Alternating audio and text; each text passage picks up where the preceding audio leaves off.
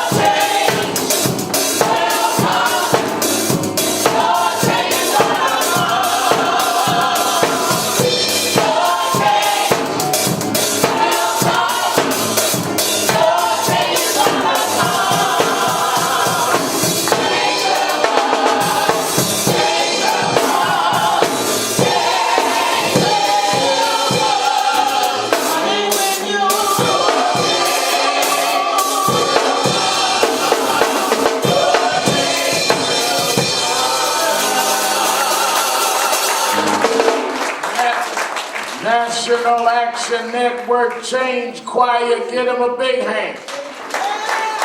Give them a big hand. Certainly we're happy to be with you another Saturday morning for the Saturday Action Rally. For you that are here live at the House of Justice, 106 West 145th Street in the Village of Harlem.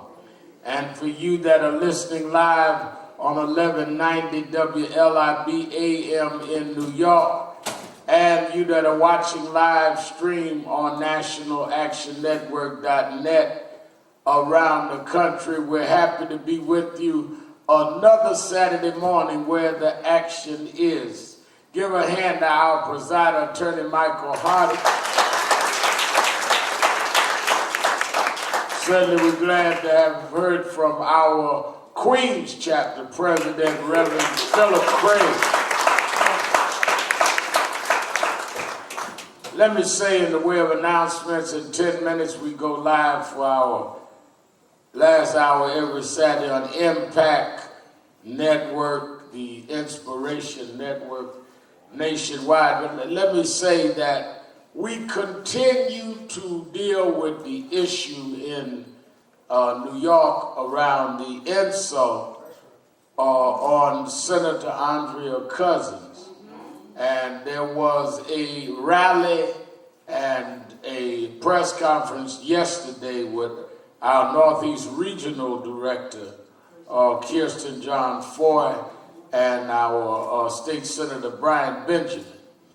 In this climate that we are dealing with nationwide, we certainly do not need to act as though we can ignore racial insults here at home.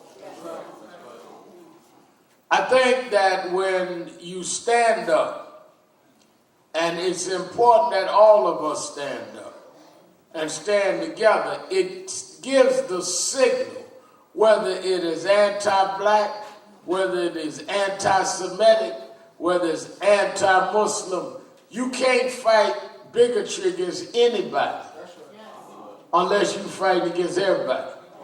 Let me tell you, there is a purposeful strategy to separate those of us that want to fight racism and bigotry. And there are exploiters and extremists on both sides. Let me be real clear. One of the things I was saying this week in light of the president's stuff, and I'm going to get into that. But one of the things that I wanted to make clear is it takes some moral courage to stand up and reprimand or give distance to even some of them that support you. That's, it's easy to play to your crowd. But if you have been blessed to be in a certain position, you ought to grow with that position, even if it makes some of your crowd uncomfortable, because you ought to stand for something. Otherwise, you got to that position for no reason. Now, one of the political strategies that I tell a lot of the activists coming in NAN that I try to mentor, I've had to make that choice in life. I've not done a lot of the things they accuse me of. I read stuff, and Attorney Hardy and I laugh because they run lies so much they almost make me believe it. But the strategy there is to try to have you react to them or to poison the minds of readers that they don't have to deal with the point. So if I say something against them marching in Charlottesville about how can you dare march talking about Jews will not replace us? Well, Shelton called Jews diamond merchants. That's not true. I remember when 60 Minutes was doing the last profile on me, and they read that to me. I said, that's not true. Leslie Starr said to me, what do you mean? I said at the eulogy that I did for Gavin Cato, the young 7-year-old boy killed in Crown Heights, in the eulogy, with the mayor sitting there, I said that we must deal with wrong on both sides. We must deal with blacks snatching pocketbooks on Eastern Parkway. We must deal with merchants selling diamonds like Oppenheimer dealing with apartheid South Africa. How's that calling Jews diamond merchants? We were protesting people selling apartheid. Because you remember now, Mandela was still in jail when I was doing this eulogy. We were protesting people that were doing trade with South Africa. And I named Oppenheimer. Oppenheimer is not saying what you said I said. She said, well, what about, you said, Peggy Yama could down come to my house. I said, no. There was a guy named Mordecai Levy who had been arrested for several terrorist threats, who threatened to come and march on my house, Daughtry's house, Reverend Daughtry, and said he was going to take care of my hairstyle. Referring to his hairstyle, I said, well, tell him to pin his yarmulke on and come on. Now, I should not have played into him doing hairstyle for hairstyle, yarmulke for yarmulke. But don't try to distort like let's get it on. But they edit out, I went to Israel 2001 as guest of Sharon Perez and all that, because they play on divisiveness. They need us fighting each other. So if blacks and Jews are fighting, and Jews and Latinos are fighting, and women and gays are fighting, they win. And the media never goes back and says, wait a minute now, that is not what happened. And I explained that to her. We came back in, did the interviews the next few days. I said, well, you didn't go back to those courts. She said, yeah, we checked it. Rachel's there. And it didn't happen the way they said. You're right the way it happened. But they didn't write in the story that those folk been lying. So they come back this week, same lie. I was reading somebody the other day. I'm only clearing that up to tell you there is a politics in dividing the coalition. That's why the best thing that can happen on the 28th is that when they see Rabbi Pesner, who's bringing 30 or 40 rabbis, and see all of us in the black church, and then they see Father Flake of the Catholic Church, and they see our women ministers, and Martin Luther King III is coming, and all of us on the front line locking arms. That is what they did not want to see out of Charlotte.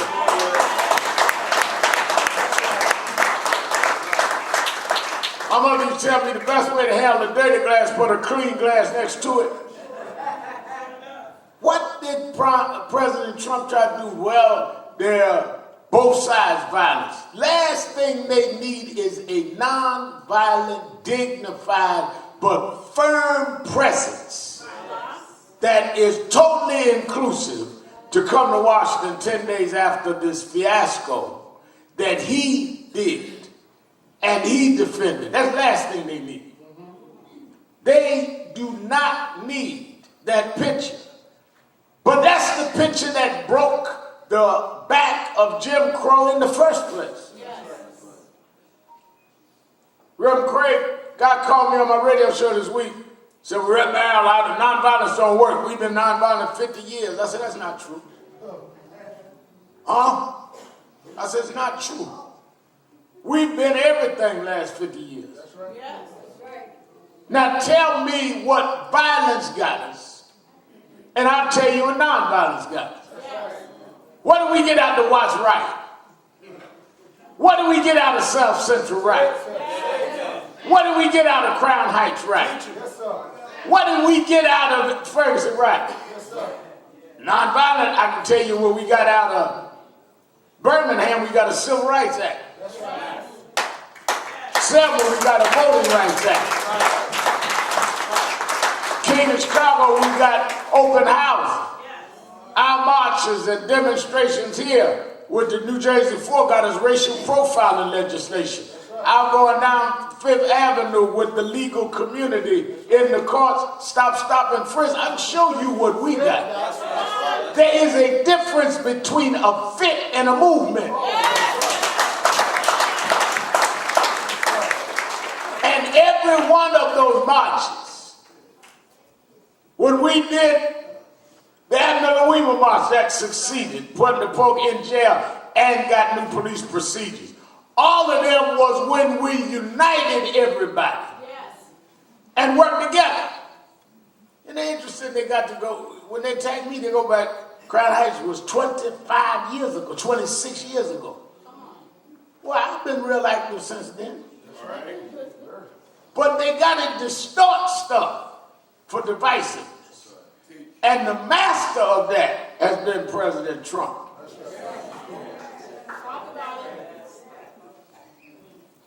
Now, I'm saying all that to say that when we challenge National Action Network, Northeast, challenge a guy like Lowell, it's because you cannot make statements like that and not be held accountable.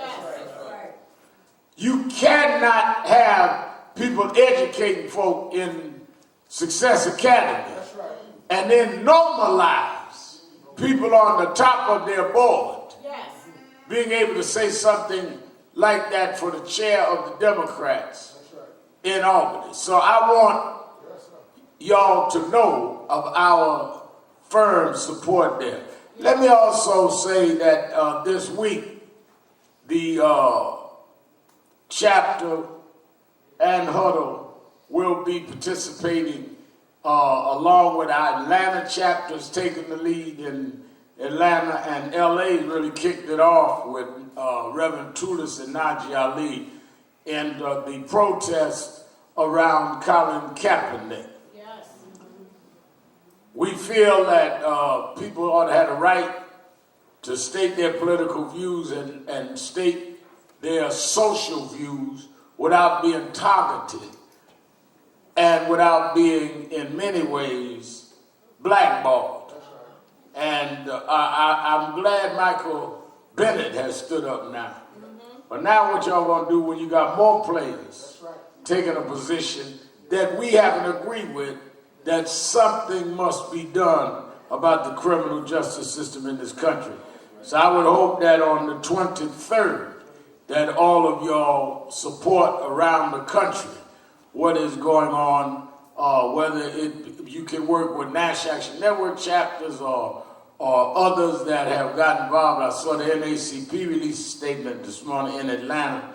Mayor Pat's leading one in Atlanta and others around the Kaepernick issue.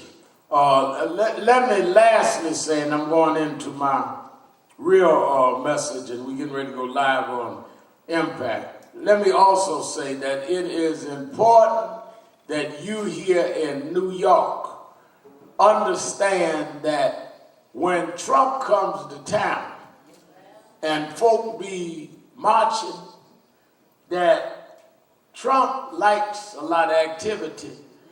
So y'all ought to give him some activity. Let me welcome those watching us on Impact TV. Give them a hand.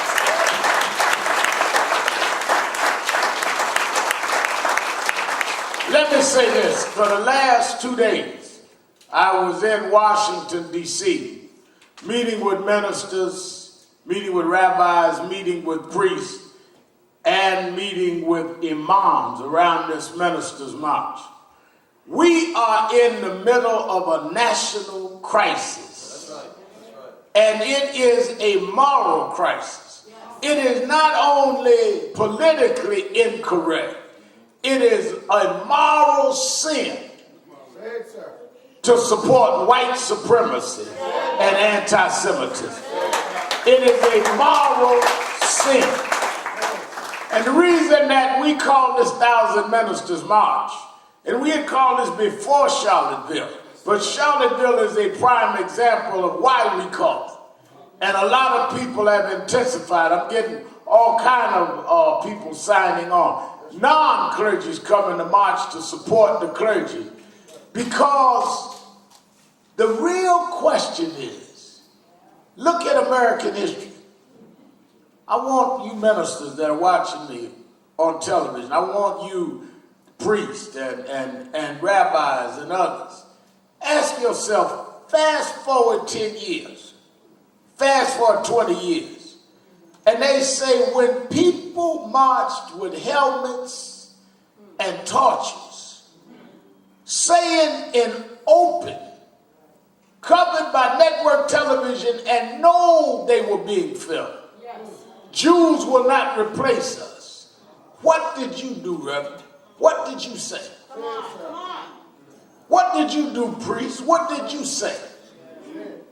You cannot be missing at a critical point in history. That's what this march is about. I asked my uncles, my aunts. I'm born and raised in Brooklyn, New York. I visited them in Alabama. I don't ask them what kind of car they had in '65. Come on. I don't ask them what kind of house they lived in. I don't say, show me what kind of pants y'all wear. Was it bell bottom, straight lace, or skinny leg? I said, where were y'all when Selma was going on? Where were y'all when Birmingham was going on? Your grandchildren are going to ask you. When the President of the United States gave comfort supremacy and neo-Nazis. What did you preach about that Sunday, Reverend? Yeah, that's right. Go ahead, sir. What did you talk about?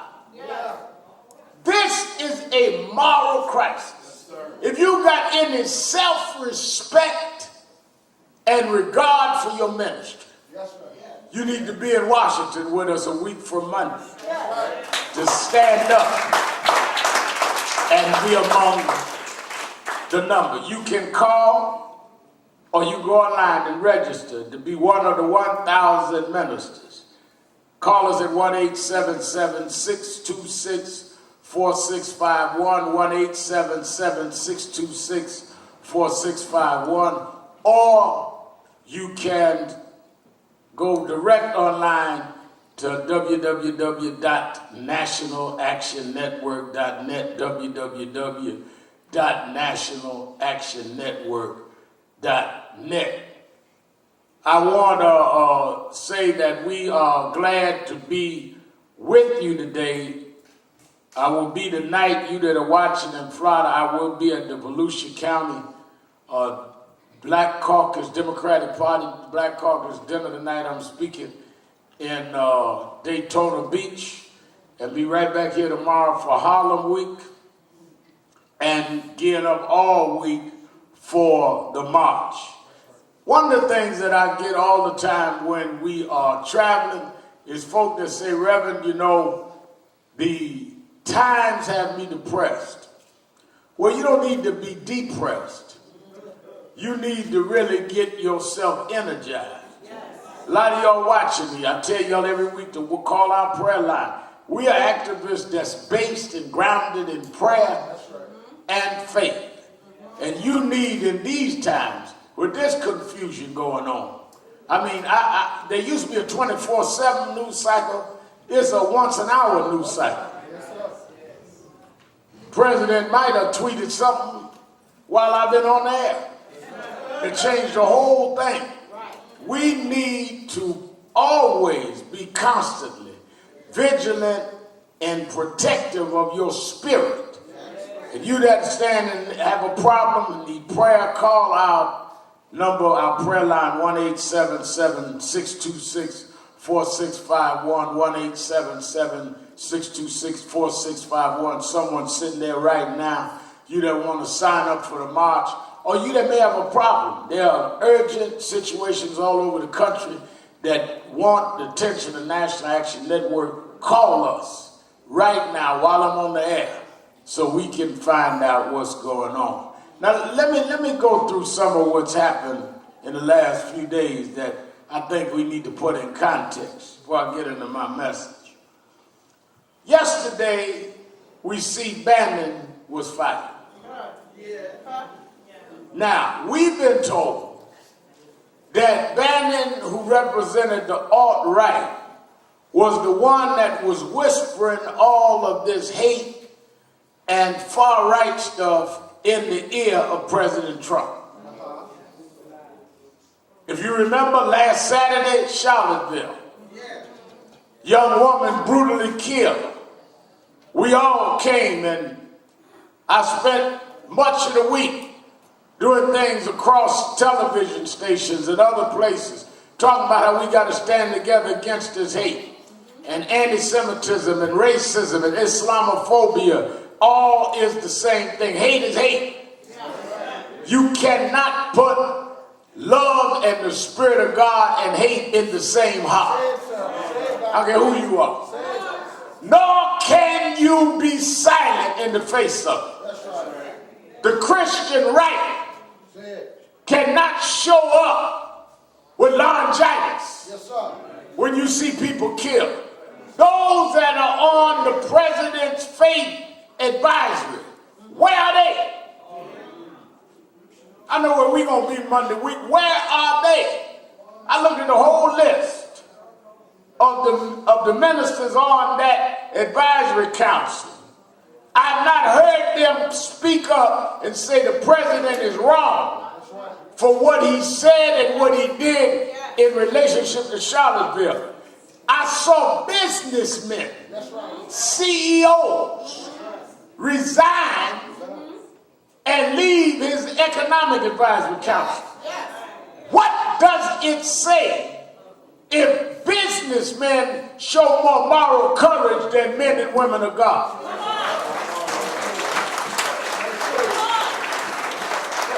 I just want to take attendance. Businessmen that are interested only in the bottom line will stand up when you're supposed to be interested in the soul of the nation. So Saturday we see the violence. Friday night we saw the anti-Semitic marching with the torches. Then the president's immediate reaction is there was violence on both sides. That blew up in his face because they could not establish that. So he has to come back out Monday. Watch this now. And make some more conciliatory statements. But he couldn't let that go. So he come right back out Tuesday and went further than he had Saturday. Talking about there were fine people on both sides. First of all, have y'all ever met a fine Nazi? There's no such thing as a fine Nazi or fine racist. To equate them, to have a moral equivalency between people, black, white, Asian, Latino, male, female, straight, gay, stand up there protesting hate. To equate them with people that came for the defined reason that they want to uphold white supremacy. This is what they said. How do you act like that's the same thing? You don't know. But the history tells me that Mr. Trump had played the racial dog whistle all of his career.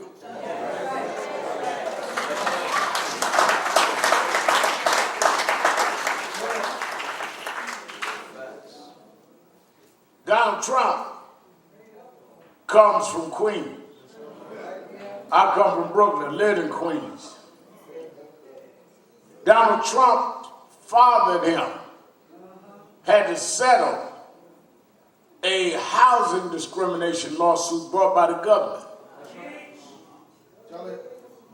Get by that. When 5 young men were accused falsely of raping and brutalizing in the most vicious, despicable way a young white woman in Central Park. And one of their grandmothers called me and we went and defended them and marched for them.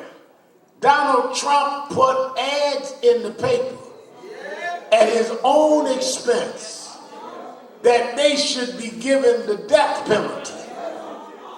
They were coerced in the confessions, told us they were coerced, convicted in court, and went to jail for something they didn't do. One of them did 15 years.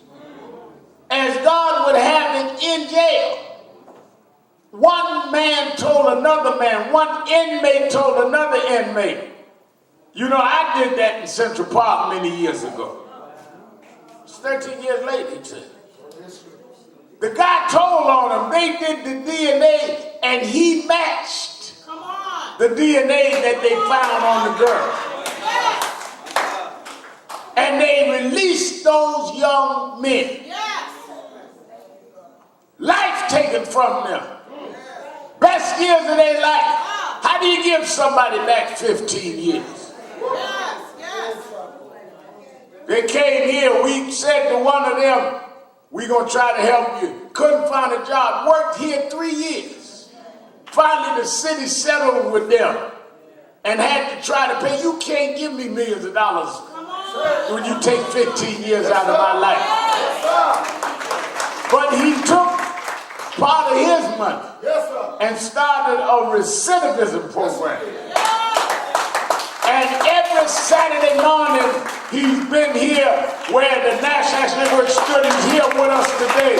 Perry White's one of the Central Park guys.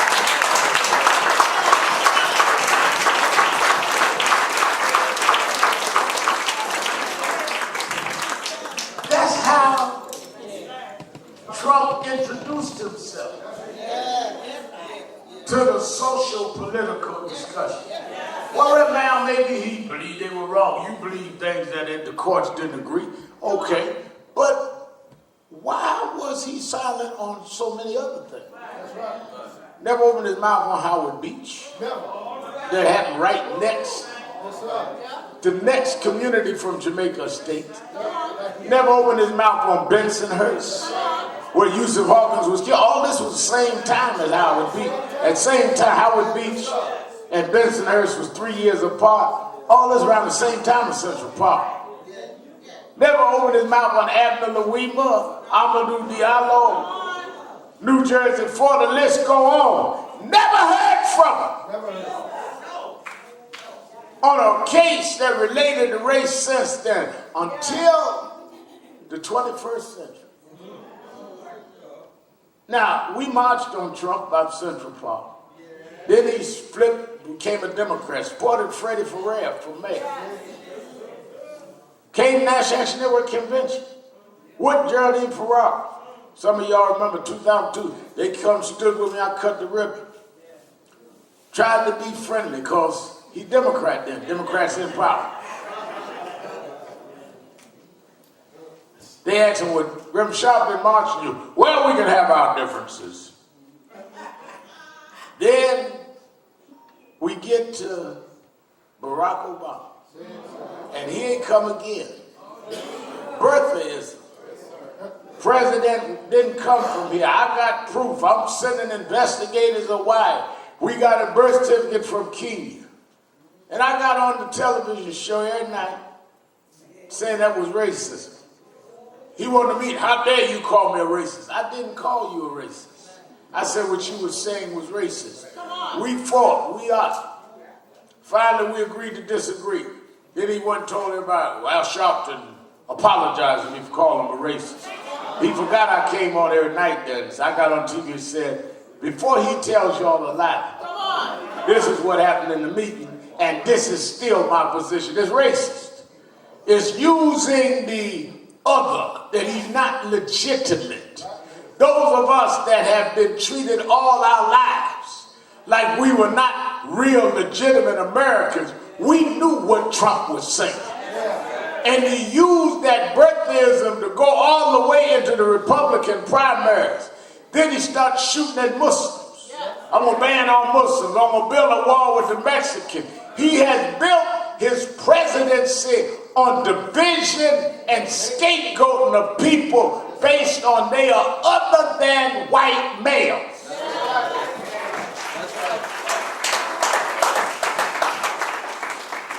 Bring me right back to Bannon. So people say, Bannon's gone now. That don't mean nothing.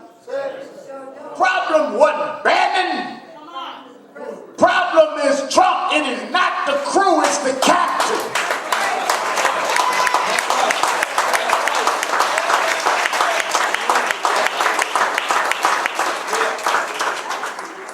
To act like Bannon was thinking this up for Trump.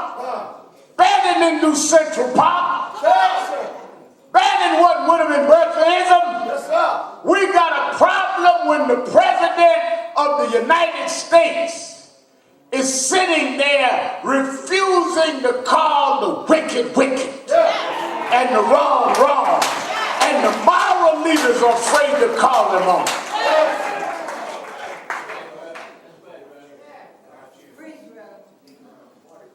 Trump got in 3-4 weeks after he got in, he called me. Al, we can meet, we have our differences. I told him I will only meet if I can bring other civil rights leaders. Well, I don't know them. We gonna meet with everybody or nobody. You never get me in no photo op.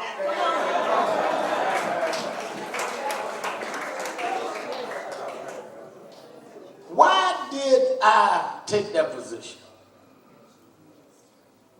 Because your ministry means nothing if you are not going to stand for what you were called to be. All of us make mistakes.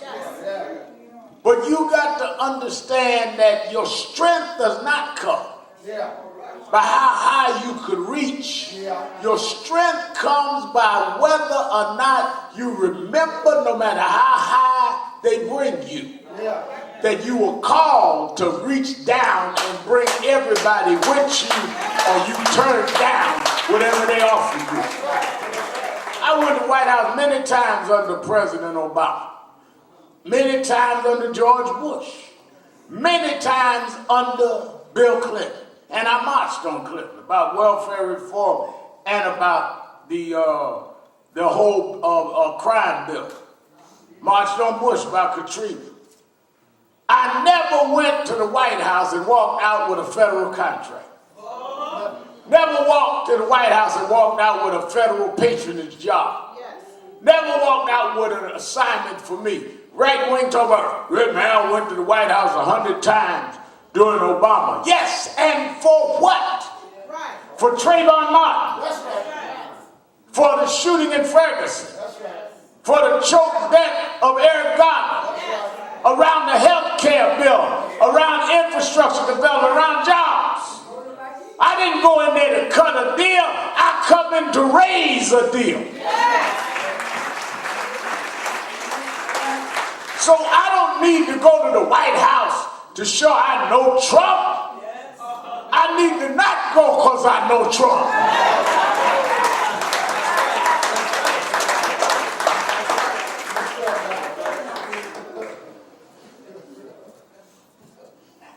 The Bible, Reverend talks about temptation. Even Jesus, who we believe in the Baptist Church to be God's son. The devil brought him up on the mountain. I want y'all to get this now. And said, if you bow down, it's Jesus now. Look, I have the kingdoms of the world. I'm in charge. I got all power. I won the elections. I got the kingdom of the world. I got the White House. I got the Congress. I got the Senate. I have the kingdoms of the world. I'll give it to you. All you have to do is bow down. Go back in the Old Testament. Nebuchadnezzar told 3 Hebrew boys, Shadrach, Meshach, and Abednego, bow down. There's a test in all of your lives when the world will tell you to bow. You don't know who you are until you've been tested with the bow. I'm strong. I ain't gonna take this, I ain't gonna take that. But we see how strong you are when they offer you something for you to buckle and buy. Right? Like, I tell friends, I know how loyal a friend you are when times get rough with your friend.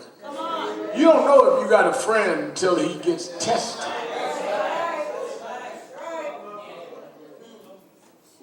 I learned that when I was a baby. See, some things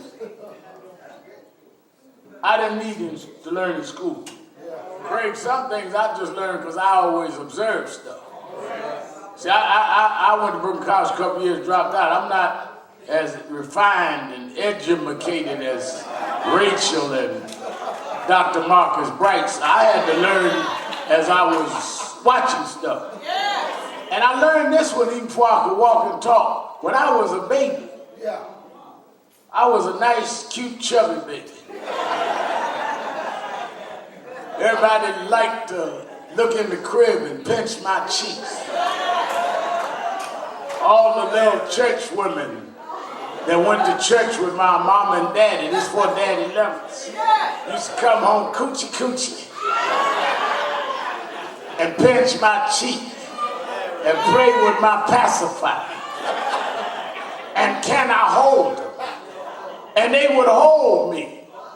But as soon as I made on myself, soon as I started making a mess, soon as I started stinking, when the baby powder wore off and the stinking came through, they handed me back to my mother. And I learned then, it's before I got to school now, that you test folks' love by where they are when you start stinking.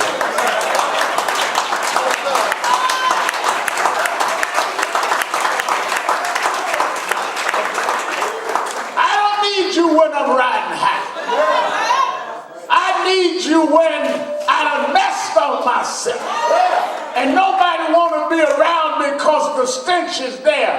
That's when I know. That's why I believe in God so strong, because I never made a mess that he left me out there by myself. I don't need a God that's with me when I'm right. I need a God that'll show me mercy when I'm wrong. This is the challenge of our world today, our nation today. Let me tell you something. First of all, these statues.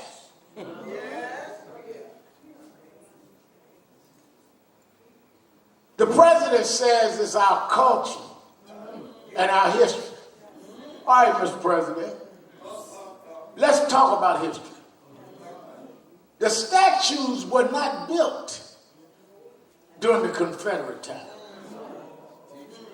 The statues were built after Reconstruction, when supremacists wanted to rise up and resurrect whites controlling and putting down the advancement blacks made. Robert E. Lee wrote a letter saying that he was against statues. Don't act like that there was a wall. War was over and you put up statues representing both sides. That's not what happened. Come on. They are symbols of recapturing the white male domination, where slaves that had been slaves were able to vote and put people in Congress and the Senate. These statues was a symbol of the end of Reconstruction and the beginning of Jim Crow. That's when they were erected. From like around 1890 to 1930, that's when they were erected. They got a push when a sitting president premiered in the White House, Birth of a Nation, a movie about the Ku Klux Klan. And the culture empowered a white supremacist movement. Birth of a Nation act like a white Aryan group were fighting and winning for what was right, rather than brutalizing and victimizing and advocating lynching. The NAACP was founded to fight against lynching. Now, Stonewall Jackson, who the president mentioned, Robert E. Lee, who the president mentioned, to have statues to Confederate generals and the Confederate president is an insult to all Americans. Yes, it is. It is a personal injury to those of us who are the children and grandchildren of slaves. Now, other night when I was on Charlie Rose said, what about Jefferson? I said, personally, it hurts me and my family even looking at someone owned slaves. Some need to be dealt with that. But Jefferson and Washington were presidents of the United States. You can't compare them to Stonewall Jackson and Robert E. Lee, who no one would have ever known their name if they were not leading a Confederate seditious army to overthrow the United States government to reinstitute slavery. And for the President of the United States to put them all in the same sentence, show he either doesn't know what he's talking about, or he is even more insensitive than I thought. Now, the ones that oppose, I want y'all to get this down in the barbershop now. Y'all in the beauty parlor, listen to me on radio. Come out from hair dry a minute. I want you to hear this. Because a lot of folks distort the political party that supported the ending of Reconstruction and supported the spirit of Confederacy was the Democratic Party. The Republicans was where Frederick Douglass and Abe Lincoln was, the Emancipation crowd. Blacks were basically Republican until the Civil Rights Movement. All of this about we just dumb and vote one way. No, we like anybody else. We vote for who is for us. Lincoln was with the Emancipation Proclamation. Republican Party stood here. Democrats were the Dixiecrats and stood for Jim Crow until they got into the 60s. My mother and father was Republicans. Nelson Rockefeller was Republican governor of New York. He used to come to our church. Jackie Robinson, first black to play baseball, Republican. Many of those who I grew up in Brooklyn in black leadership were Republican. In 1968, I was 13 going on 14. James Farmer, who was one of the leaders and founders of CORE, one of the big six with Dr. King, came and ran for Congress in Brooklyn as a Republican. When I met Shirley Chisholm, she beat him. Know your history.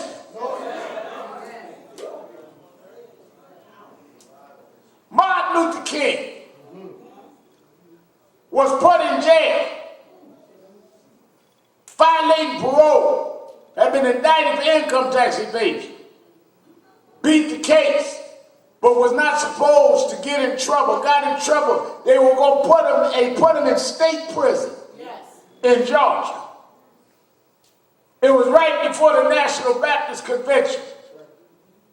Nixon was running against John Kennedy.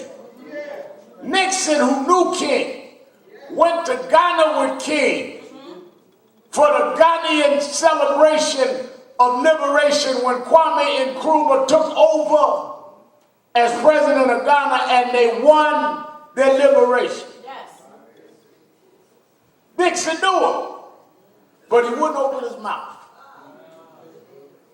John Kennedy called Mrs. King and said, we're doing all we can as a senator to get your husband out of jail. They did not know if they took him off in the woods and lynched him. And it was at the National Baptist Convention when the word came out that John Kennedy called King, preachers start taking off their Nixon buttons. And said, if you can't speak up for me on this, you can't speak up for me. That is when we started shifting in mass. And Kennedy started talking about civil rights. And the Republicans and Democrats flipped. And that's when we flipped on our interests. Just like any other community. We are not against what Trump is saying because he's a Republican. We're against him because it is bigoted and it is racist and it is anti-Semitic.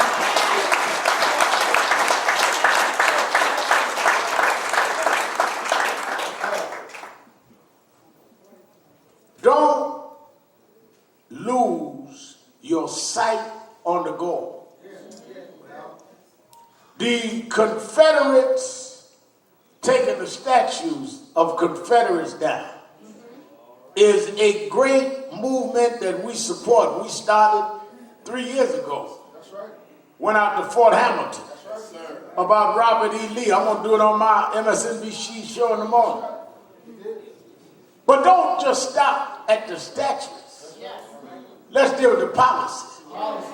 Because what they will do is come and say, okay, we'll take the statue down, but we still going to change the voting laws. We'll take the statue down, but we still going to change the health care laws.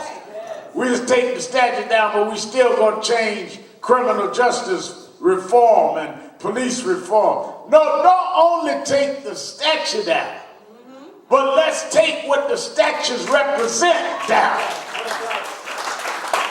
That's why we're going to Washington. Because we're saying the thing that Dr. King stood for. Read I Have a Dream speech. A lot of y'all get the clothes, but don't read the speech. I tell the ministers in Washington that a lot of us go to church on Sunday and don't hear the sermon until the preacher gets to the climax. I go to some churches and they be sitting up there, yeah, waiting on him to preach now. I done went through the scripture, 3 points. Come on. But until I start humming and more, I ain't preached yet. That is the climax. Yes. That ain't the message. Come on. I tell you every week, God can get y'all excited and be saying nothing. I told Reverend Craig, I know a preacher did in Chicago. He got carried away, got to preaching, and got into his tune. Preaching about tune-up. When they slide into that sing song. Some of y'all go to church and like that. And he ran out of content. He didn't know what to say. And everybody just jumping up and down. And he didn't know what to say and didn't know how to close it. So he just started tuning up on nothing. Start Montgomery Ward, first floor, underwear, second floor, ladies lingerie, and they yes, just hollering about nothing. Y'all deal with the end, the climax of King's speech. Not the content. The content was voting rights and poverty and jobs and health care. Read the speech. The content was Lincoln, you promised. And he went through the promises of Lincoln. That's why we're going back to Washington to remind them of the speech. Y.T. Walker, who was Dr. King's executive director, first chairman of the board here, he told me, he said, Al, his birthday was this week, by the way, I called to talk with him. And he said, Al, I remember when Dr. King spoke that day. I was executive director.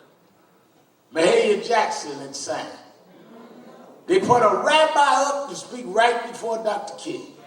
Then Dr. King. That's why this 1,000 ministers I know what I'm doing because I grew up in that movement. They don't talk about that.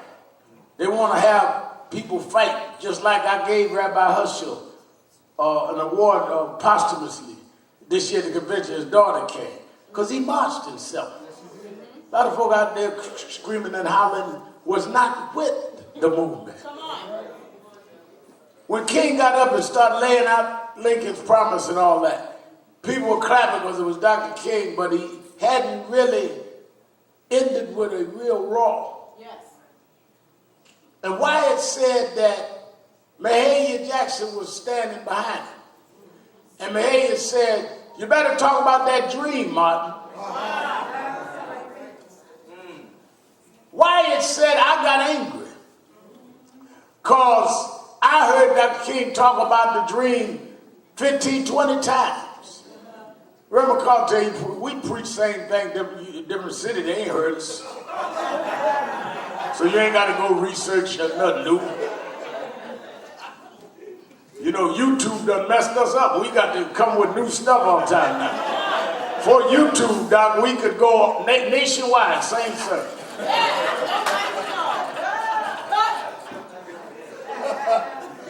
Now kids sit up there with YouTube, Doc. I'll be on the plane studying on the way to Florida, what I'm going to say tonight. Because some little smart kid sitting up there done see my last 10 speeches. And he be thinking he flattered me. Reverend Al, I follow you on YouTube. I want to shake him. Because I got to think of something original. But in them days, in the 60s, you could go back. And so Mahay had heard him do it. So he went into I Have a Dream. I Have a Dream was the clothes that he brought all over this country. But the content was the dream. And the dream he was referring to in the clothes. And that's what we've got to raise to this nation. I remember when Donald Trump became president, there was a lot of discussion about whether he was going to keep Dr. King's bust in the Oval Office. Many of y'all remember that President Obama put the bust of Martin Luther King in the Oval Office. And a lot of people were saying, is Trump going to keep the bust?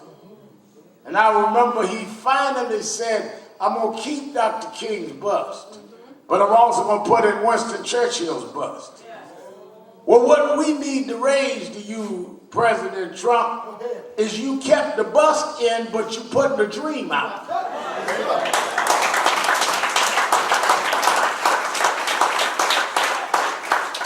You gave the Pope Dr. King's speech when you met the Pope.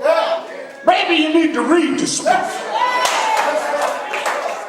Maybe the Pope needs to send it back. Because how do you stand up and give comfort to neo-Nazis? You need to read the speech. How do you tweet against everybody in your own party, but don't stand up and say one word about David Duke and the others that now have gotten a boost from your color? But then my challenge is to y'all that are here and watching me. I want y'all this week to read Acts, the 5th chapter, 1 to 4. I'm going to leave y'all with this. There was a man named Ananias. A lot of y'all have an Ananias spirit. Ananias and his wife wanted to appear good. They wanted to have the imprimatur of good standing in the church. So they sold some land and said they were going to give the prophets the entire money of the land to the synagogue, to the church. That's like some of y'all say, for God I live, and for God I die. I'm a practicing Christian. I'm saved, I'm sanctified, I'm filled with the Holy Ghost. That with fire. Just talking. And the Bible says that when Ananias sold the land, he kept some of the money. And his wife knew he kept some. And they went and gave what they had siphoned off. And what ended up rebuking him with Peter and caused him and his wife to die in shame was that they lied about they were going to give it all. Now they could have said, I'm just giving a portion. They could have just said, I'm going to keep some and give some. But they were one of these showboat folks that claim so much and do so little. You one of these once a week Christians that speak in tongues and shout on Sunday, but you walk past the hungry and you ignore the homeless. You won't give up all unto God. You one of these part-time saints that know how to quote the Bible, but don't do nothing that the Bible says. And Ananias spirit, you're trying to bargain with God. You're trying to tempt God. But some of us don't cheat God out of what God gave us. I can tell the Ananias spirit because they want to judge you. Because they afraid of being judged themselves.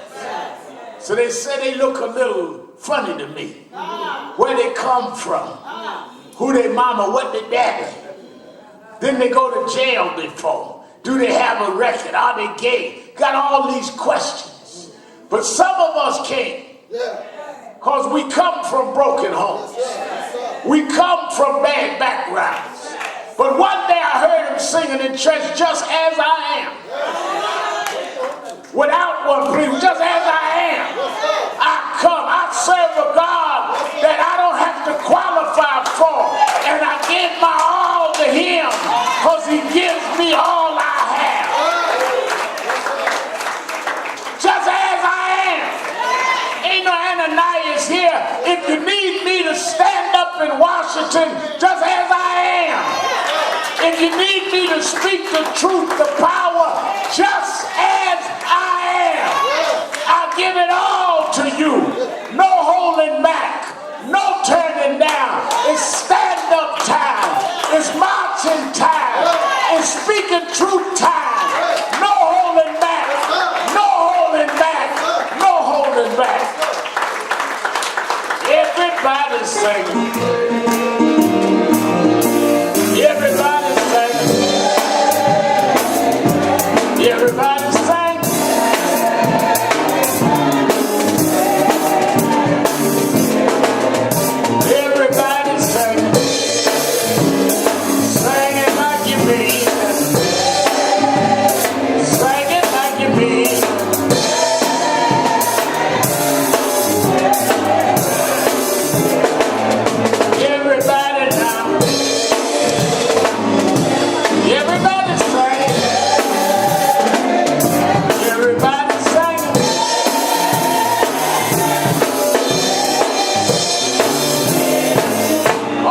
The doors of the movement. There may be some here that have never joined Nash Action Network, and there may be some listening on radio that have not joined. If you're here and never became a member, just come down to me right now, let us sign you up. It couldn't be a better day than right before we take this small movement to the feet of this administration. Just come right down either aisle and become a member of National Action Network. Just come right to me. Everybody's singing.